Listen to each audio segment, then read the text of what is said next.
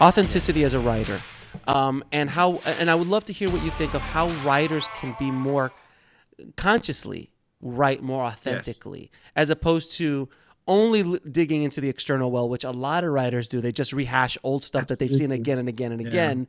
yeah, yeah. Where I think the combination of the three, and because when you watch a movie, that's authentic. You Yeah, watch something that just comes from a you place that feel you it, could man. just feel it. That the Absolutely, writer, the absolutely. director, you watch Schindler's List, and you go, Yeah, well, that's Spielberg doing what he like. That is really personal. It just absolutely. Yeah, oozes off the screen. absolutely, absolutely, So absolutely. what's your thoughts on that?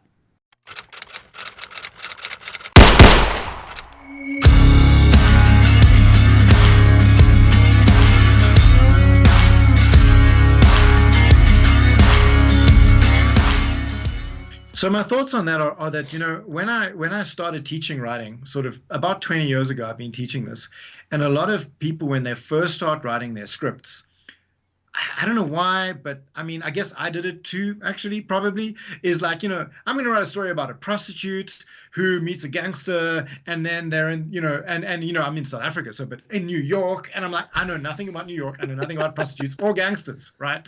Right.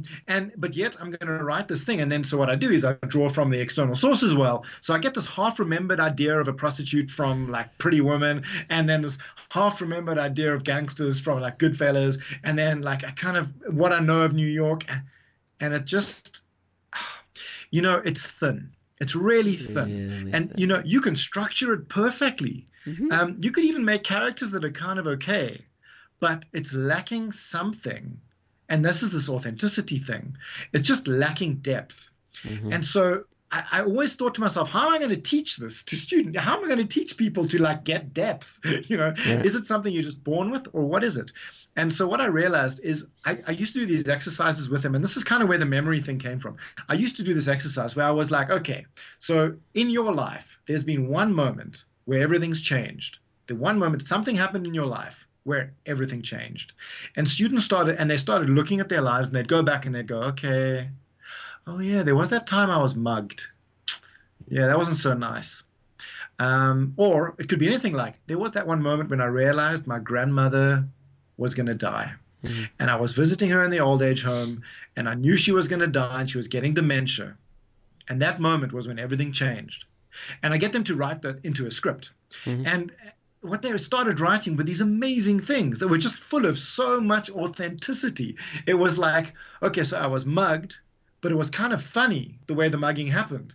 And it happened in this random place that you wouldn't think that, like, outside a train station, people were walking by and this guy was mugging me and no one was doing anything. And he was just holding this knife out at me and just showing me the knife. He wasn't like threatening me. All he did was show me the knife.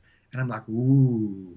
That just suddenly it was a lot more authentic than someone taking out a gun and going, "I'm mugging you now," which Right. is what, Yeah. On the nose. it's Very just on the like, nose. yeah, very on the nose. It was just like, "I've got a knife. What are you gonna do?"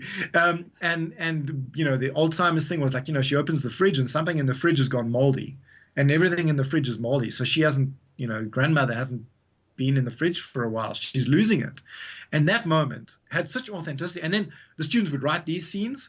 And I remember, I'll never forget when the scenes are read. I make my students read out in the class, so Mm-hmm. you read out your scripts because you can suddenly hear what it feels like, Mm-hmm. and what it sounds like. And I'll never forget that moment after that class. The room was vibrating with this authentic energy, and people were crying, and people were Mm-hmm. laughing, and Mm-hmm. people were, oh man, it was like colors were popping. It was just fantastic. I had to go lie outside on the ground, and like I lay on a bench and I just watched the clouds drift by because it was this great moment of like, okay, this is authentic. Authentic. I'm sorry, authentic. Authentic. Authentic. Yeah. Yeah.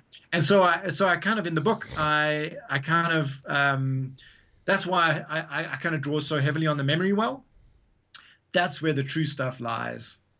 And I almost, some people can write really imaginative stuff and it can be really, really fun. But if you link it up to your memories in some ways, man, you've got that's the way you get the authenticity. I really think that's the way the authenticity comes about.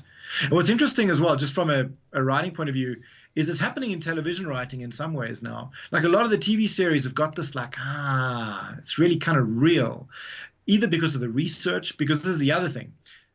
because of that story I was talking about in New York, if I actually went to New York and kind of researched and walked around the streets and New York entered my memory well, I could have written with a lot more authenticity. You know, I always use the example of like The Wire, you know, the TV series The Wire. It's like it just had so much authenticity because those guys lived the life. You know, they were there, they were journalists, they reported on it.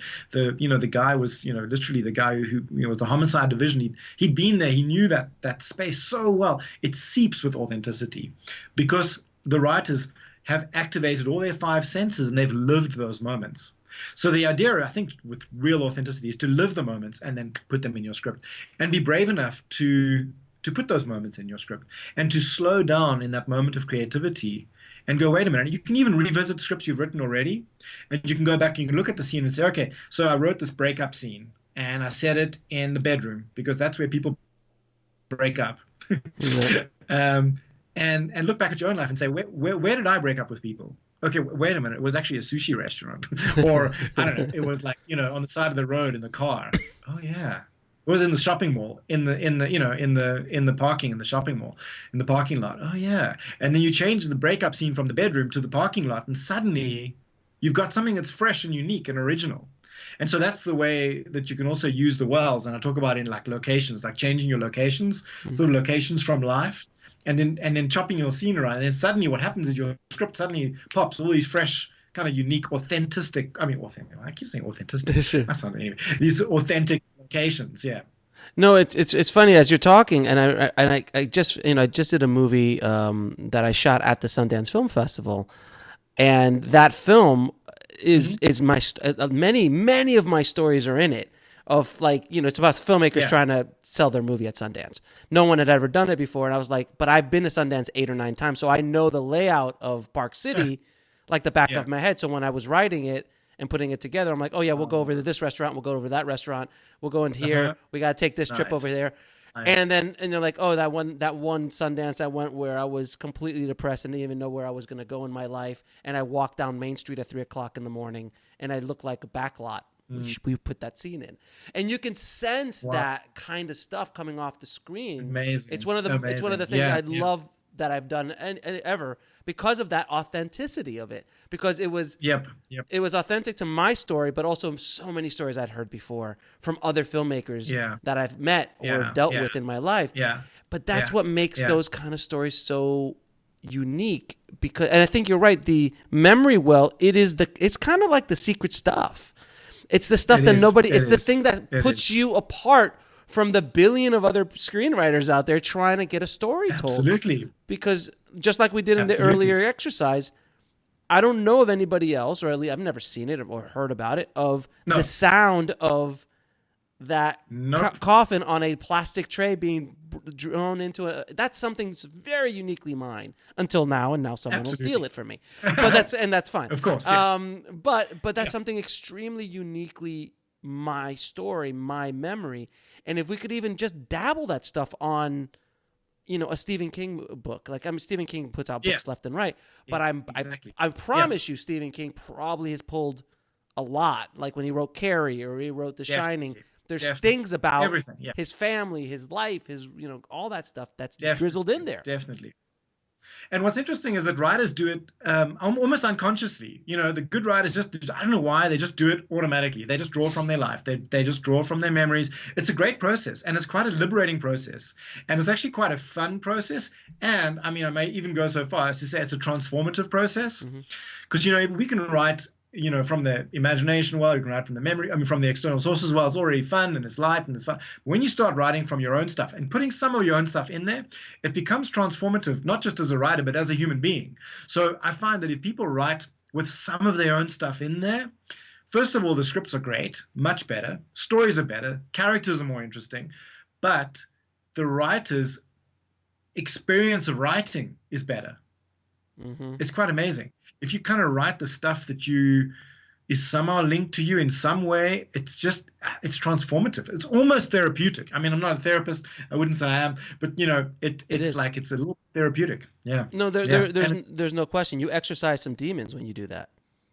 Totally. Absolutely, you do. There's a great quote in the book about something about exercising your divine discontent or something. It's in the book, one of the quotes from another writer, and it's great. You do. You exercise some demons. Yeah. And again, it is that secret stuff. So people listening, out there, if you're able to pull from your own memories and incorporate them in a creative environment, and a creative story, that is what's going to stick you apart from everybody else. And if you're just making that prostitute, pretty woman, Goodfellas gangster in New York, which you've never stepped foot in New York, chances are, even if you know structure extremely well, even if you know character development really well, it's going to be, like you said, very thin. But something's missing. But a first-time writer who lived New York. Well, that's why Martin Scorsese's movies were so amazing, like Mean Streets and Taxi Driver. Oh man, he lived Raging Bull. He lived New York. He understood the gangster lifestyle because that's the guys he hung out with. Yeah, totally. Yeah, it's remarkable. And go ahead. And it's the same as what's interesting though. So Woody Allen is also New York, totally different guy, like totally same city, totally different experience, because their memories of it is so different, their experiences are so different that you have these they're tonally totally different because their memories are different of these places, but they both have authenticity, which is also very interesting. That's a really good point, that they both are known for their New York work. And they're both so different. so radically different experiences. Totally, absolutely different. Could you imagine just swapping those two in their life and just like Martin Scorsese's living Woody Allen? Now that would be an interesting movie. And Woody Allen's the gangster. Yeah. That would be great. That would be amazing. Woody Allen character walks into a Martin Scorsese movie, and suddenly he's like, "Oh, hey, sorry, what did I?" How am I a clown? Well, you're a clown because.